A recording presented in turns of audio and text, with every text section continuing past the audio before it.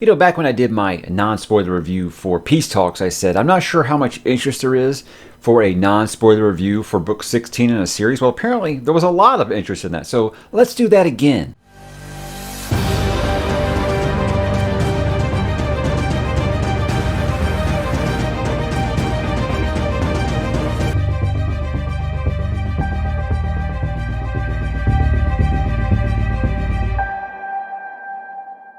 Hey, what's up, bookworms and Knights of the Cross? Mike back one more time to talk a little Dresden Files and the newest release in the series, book number 17, Battleground. I read this at an advanced review copy that was sent to me by the publisher, Berkeley Books, Penguin Random House, in exchange for an honest review, and I want to thank them very much for that, and I want to get into doing that right now. It took me not long to read it. I actually kind of dragged my feet a little bit because I didn't want to let it get... they didn't want this review coming out until today, so I wanted to make sure it was fresh when I did it. So I finished it a few days ago. First up, there will be no spoilers for Battleground in this review. However, if you have not read the first 16 books in the series, some things might come out that you don't know about. So I would suggest that you read up to Peace Talks before here. But as far as Battleground goes, absolutely no spoilers. I'll be doing a spoiler talk video for it that'll be releasing tomorrow. I'll put it right here after I've recorded it. So if you're watching this after release day, the spoiler review will already be there. And it's going to be more of a spoiler talk than a spoiler review. I'll explain in that video. But yeah, this is basically Peace Talks Part 2. It takes place just hours later. And we're going to go ahead and talk about that now by starting with what is it about. Now, like I said, a couple of hours after Peace Talks. And Harry has faced some terrible odds before, but he has a long history of fighting enemies above his weight class. The Red Court of Vampires, the fallen angels of the Order of the Blackened Denarius, the Outsiders. But this time it's different. A being more powerful and dangerous on an order of magnitude beyond what the world has seen in a millennium is coming. And she's bringing an army. The last Titan has declared war on the city of Chicago and has come to subjugate humanity, obliterating any who stand in her way. Harry's mission is simple but impossible. Save the city by killing a Titan.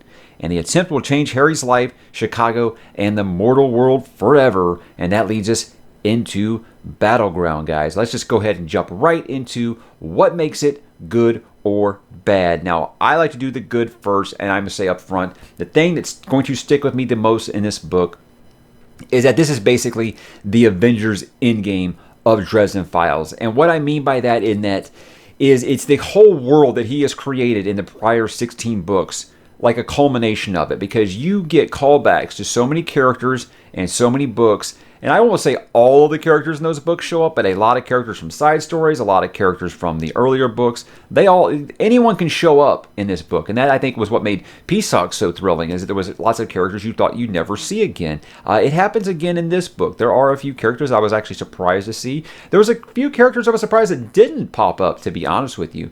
But I do feel like there is more than one Avengers Endgame moment in here. There was actually a time where I found myself kind of humming the dun, dun, dun, dun, humming that theme. And when you get to that point of the book, you'll know it. But again, it's more as a whole. As far as like the storyline of Endgame, no, that's not what I mean. I just mean like in that it is the whole universe kind of coming together for a story. And I think that's nothing but a good thing. I'll also say that the stakes do feel really high. I mean, this is one step below the apocalypse here for the city of Chicago. So not everyone is safe. You know, you're going to lose some people. I know that a lot of these times I felt like, okay, yeah, but you know what? We know that they're all going to get out alive. You know, some of them might be crippled or useless afterwards, but you know, they're all going to get out alive. Not the case this time. There are a few things in here that I was actually surprised to see happen. And it isn't just a bunch of red shirts. It's some meaningful stuff that goes down in this book. And again, the stakes are always high, but I never feels like it just forgets to have that usual Dresden Files fun. I always say the reason that I read this series is it's just a good time. It doesn't take itself too seriously. There are some very serious moments in this book, but again, if you're looking for the Harry quips and one-liners and things like that, they're all here. I think you're going to enjoy quite a few things. The pop culture references are good as always. I'll mention those in spoilers, one that really, really stuck with me. But yeah, while I say that, this book is deeply emotional. There have been several times in the series where I felt a little heavy right here, but I've never really fully choked up. He got me with this one. Jim got me with this one. I actually did well up once in this one, and I'm pretty sure when you get to that point, you'll know where I was talking about. But no clues. Very, very emotional, and I think it's more in the way that Jim writes it. And I'll go ahead and tell you that it isn't necessarily a character death. Like, I talked about how this book got me on the Discord, and a lot of people are like, oh, they started talking about who all dies. Like, guys, you guys know that, like, dad shit, as I call it, gets to me. You know that a lot of things, a dog dying gets to me. Anyway, it's not necessarily a character death. I'll just say that when you get there, you'll know what it is. Now, is that misdirection? You'll find out probably in about an hour when you start reading this. It's fast-paced, man. This is fast-paced as can be. It's about 80 pages longer than Peace Talks. I know in my weekly update I said it felt like it was about the same, and I think that's because the pages went so fast. It is a little bit longer. I don't know about the audio. Like I said, I read an uncorrected proof copy, but it was like 432 pages, and I think that Peace Talks was 352, at least on my Kindle. That's what they were. So it is a little bit longer, but again, I don't think that there's one single chapter in this book that drags. And it isn't just because it's all just a big battle. I just don't think that, there really is. There's times where he'll stop and take a breath and make you think about a couple things, and I appreciate those. But it really is just bam, bam, bam, bam, bam, especially for like the last 75% of this book. So there is that brief calm before the storm right when it gets started, and then it just completely just pow, it just hits you. Like, this is kind of like the big battle that I've been waiting for this whole series. And I'm glad I didn't start reading the series in December, until December. So I never felt like I had to really wait for this big moment. But yeah, the villain in this, I think that this is a good thing. The villain is obviously the most powerful that Harry has ever faced. This is the biggest. I thought that the Red Court was pretty big. This is huge. And it's one of those things where you look at it and you're like, wow, how is he going to do this one? And it's kind of like what I always say. It isn't always just what Harry can do, but it's what the people around him can do. The people that he surrounds himself with. And that theme is very, very heavy in this one too, but with a little bit of a twist on it this time, which you will see. Another huge, huge, huge positive, and this might be one of the biggest ones, is I feel like Butters fans and Marcone fans are going to be extremely happy with the book. I think that they are basically the co-MVPs of this book. Me, being a huge Marcone guy, I was very happy to see his extended use in this book. I thought that his moment in Peace Talks was really good, where it seemed like he was in control when the whole thing at the summit was going down. I thought it was really, really boss move of him, the way that he reacted to that. Amplify that times a million in this. He is front and center, and he does some big, big things, and it's kind of like the Marcone moment I've been waiting for the whole series. So I was very, very happy with that. But am I happy with the way it ended? Butters, he's just growing as a character. He's growing into his confidence now. He's embracing this knight role, and he just continues to just really, really shine in this series. And I love the dynamic with him and Sonya. They're really working good as a team. I guess I can kind of move on to a couple of bad things, if I want to call them bad. Here's the thing. Like I said, I am a noob to Dresden Files. I've only been reading it since last December. I speed ran it to get done before Peace Talks, and now this is the first time I ever have to, wait for an extended amount of undisclosed time until the next book gets released. But I didn't have very many problems with Peace Talks, and I know a lot of longtime fans did, because it was that long wait, and they wanted a lot of their questions answered or their theories confirmed. I'll say a bad thing in this is a lot of big running theories and questions, they aren't really resolved, because this is a battle. You're not getting huge answers to series-long questions that you might have. It really is, I'd say basically 95% of this book is a battle. So you're not going to be getting, hey, check it out, I got this thing you've been curious about for the last 10 books. Yeah, hey, here's the answer. It really doesn't do that. So I think that if you're expecting those kind of things, you're expecting to, you need some confirmation bias, you might not get it in this. There are some things, but I'm just saying, I think some of the bigger ones, and I think you know which ones I'm talking about, they don't get answered here. So I think that might be bad to some people. Didn't bother me so much, but like I said, I didn't have a 5-year wait between books 14 or 15 and 16 like other people did. So it doesn't bother me as much. But again, if you've been dwelling on that, it might bug you a little bit. I do feel like this is my biggest gripe, and it might just be me because I'm really curious. I've been wanting to say this to people, but I can't talk about it before the release date. I feel like some problems that I had was that there was big events that happened in Peace Talks, and I feel like the characters that were involved in that, they act like nothing ever happened, and I don't understand it. Now, look, I know that there's bigger problems at hand, but it just feels like, so you guys are just going to kind of pretend that some of this stuff didn't happen in the last book. It was really weird, and there was also something that Harry was doing in the last book. I don't feel like we get an answer for that again. Again, like I said, I know that if you're in the middle of an apocalypse, you're going to be like, yeah, I'm not worried about that right now, and I get that. I'm saying that some people might consider that a bad thing, but I do think it was weird that it was almost like no awkwardness over events that happened in Peace Talks between a few characters. I guess lastly, I'd say the villain might have been a little too OP. I know for an event like this, Jim felt like he needed to go big, so I don't have a problem with that, obviously. And look, she's awesome. She is an awesome villain. Basically, what really superpowers her is very, very awesome. But I just don't know how he can go bigger than this. Once you see the force to be reckoned with that this character really, really is. I mean, you didn't see nothing in Peace Talks.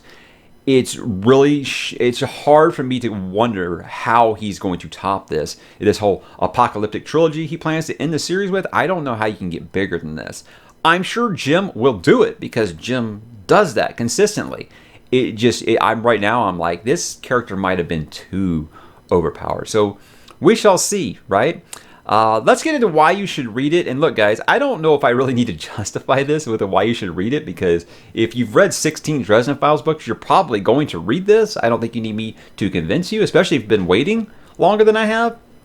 But if you need to be told, I'll go ahead and tell you, just in case you need convincing.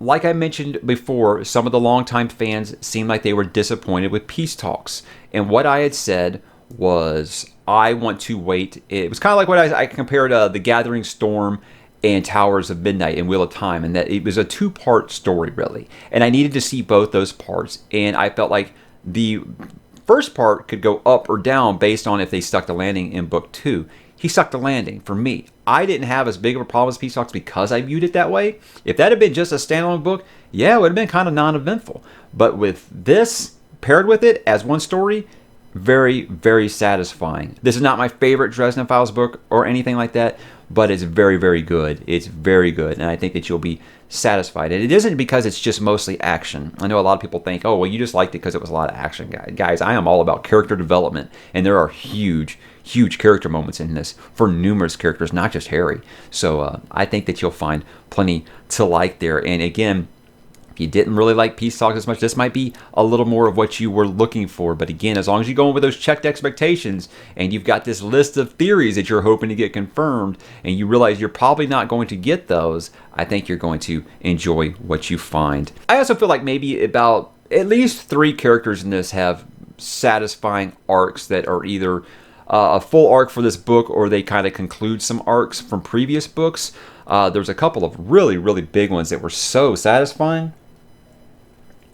And I feel like the setup for book 18 is just stellar. The way that he ends it, perfect placement. As you do get a big moment that I think some people have been waiting for, to where the book ends. But it sets up, because most of these books take place it's like the worst day of a year for Harry. So I wonder if there's going to be like a little jump forward in time or something like this, because there is kind of a ticking clock as this book ends. Not in a like a cliffhangery, I fell off a boat after I got shot kind of way, but enough of an ending where you'll feel like, okay, I'm satisfied. I can wait a year. Hopefully it's only a year. I can wait a year for the next book and not feel like I'm just being tortured. But there is that thing about, I wonder if the next book is going to start around when this ticking clock that he sets up at the end, if that's where the next book's going to start, because I hope so. I really do. Really good setup. If I have some final thoughts here, again, maybe it's because I'm a noob to the series that I enjoyed Peace Talks. And I like this more than Peace Talks, but again, I'm viewing them as one story here. I'm viewing this Peace Talks 1 and 2. Really, that's what I'm doing here. I can see why the publisher would have split this up, because it would have been an 800-page book probably. So I get why they wanted to split it up. And again, he only made us wait, 11 weeks. I'm not upset. I wish there were authors and publishers who did stuff like that more often. You know, I'm a Song of Ice and Fire fan. I've been waiting forever for everything. So I appreciate something like that. But I really hope we can... he's back in his groove now, and we won't have these long waits between books. Because, like I said, I'm really selfish, and I'm going to sound really whiny here. This is the first time I have to wait, you know. So there we go. But I feel like this is better than in Peace Talks in every way. I do feel like there was a little bit more problems and solutions presented in the last books. As where this one, again, it's just the punching, guys. This book is all about the punching, and again, if that's what you're looking for, I feel like you had a big build up to this. You needed to have this big battle. This is the big battle I've been waiting for this whole series, and it meets those expectations. The emotional connection I think that you've gained with some of these characters are really going to play into how you receive this book. There are huge moments, and I think that if you've read 16 books of a story, I feel like if you aren't there for the characters, why are you still there? I think that a lot of the side characters in this get their big moments that you didn't know that you needed until they kind of happen. And then there's some that happen that you didn't want to happen, and you thought, oh, okay, I was prepared for it, and then you read it and you realize you weren't prepared for it. So, yeah, God, guys, you don't even know what's coming on, but I always say that I read Dresden Files for fun. There was a chapter in here that really just completely tore me down emotionally to the point where I felt like I needed to stop for the day. And then the next day I was like, okay, I'm okay now. And I read a chapter and I was okay. I read another chapter, I was okay. And then the one after that, I was like, oh my God, he's getting me again. I just calmed down and he's really doing this again. So Jim hits a home run on really just stabbing you in the heart in this book. And that's all I'll really say. I'll put the rest of it in the spoiler talk. But what I said was I read these books to have fun, Jim. What the hell are you doing right now? So I said I think that Jim broke me this time. He didn't get me with Changes. He almost got me with Ghost Story. He didn't get me with Cold Days, but he got me with this one. So Jim is an emotional assassin, confirmed. And guys, that is what I have to say about Battleground. I'm excited for you to read it. I'm excited for you to talk to me about it. Are you guys reading it today? Drop in the comments, let me know. Let's keep this one non-spoilers. Just, tell me how you feel about the book or how excited you are or whatnot. And let's do all the spoiler stuff in this spoiler talk video that I'm going to do next. And guys, I will talk to you there.